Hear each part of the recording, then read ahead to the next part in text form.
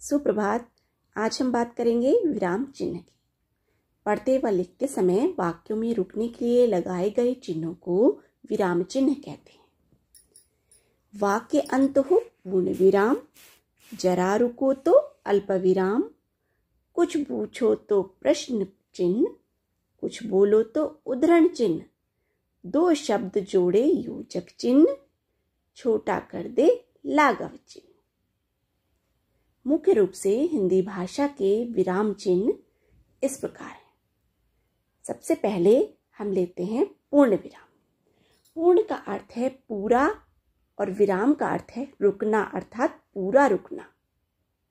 जब लिखते या पढ़ते समय वाक्य पूरा हो जाता है तो उसके अंत में पूर्ण विराम का चिन्ह लगाया जाता है। जैसे मेरा नाम अंजलि है। किसी गांव में एक लकड़हारा रहता था। अल्प विराम।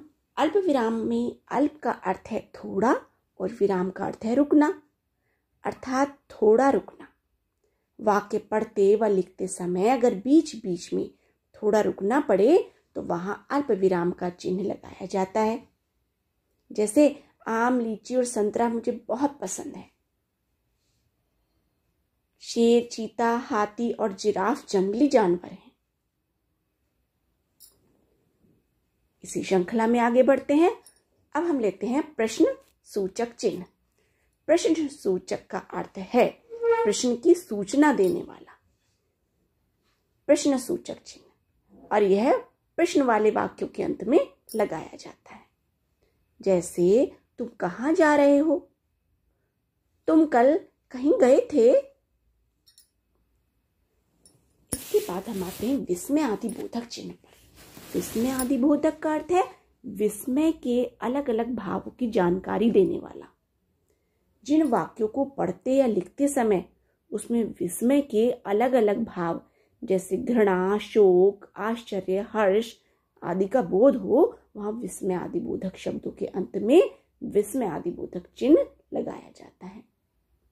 जैसे शाबाश, तुमने बहुत अच्छा किया।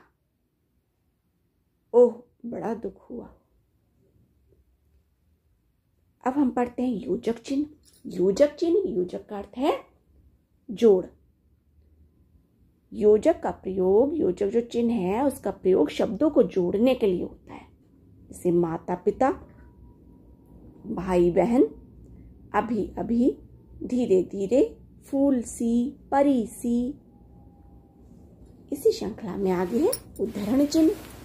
उद्धरण चिन्ह दो प्रकार के होते हैं। जैसे एक तो होता है इकहरा उद्धरण चिन्ह और दूसरा दोहरा उद्धरण चिन्ह। इकहरा उद्धरण चिन्ह है वो व्यक्ति, स्थान, वस्तु या भाव को किसी वाक्य के बीच में दर्शाना होता है, तब प्रयोग में लाया जाता है। जैसे सूर्यकांत त्रिपाठी निराला हिंदी के महान कवि हैं। और दोहरे उद्धरण चिन्ह में व्यक्ति के कथन को जब उसी के शब्दों में लिखना हो तो दोहरे उद्धरण चिन्ह का प्रयोग किया जाता है। जैसे शास्त्री जी ने कहा, जय जवान जय किसान। और अब आता है लाघव चिन्ह। लाघव चिन्ह का प्रयोग शब्दों को संक्षिप्त रूप में दिखाने के लिए किया जाता है। जैसे पंडित के लिए हम उसे पूरा ना लिखकर संक्षिप्त रूप में लिखते हैं, पंग लगा के आगे हम लाघव चिन्ह बना देते हैं। ऐसे ही डॉक्टर के लिए हम डॉ बना के उसके आगे लाघव चिन्ह लगा देते हैं। जैसे पंडित जवाहरलाल नेहरू बच्चों को बहुत प्यार करते थे। मेरे पापा का नाम डॉक्टर मनोज शर्मा है।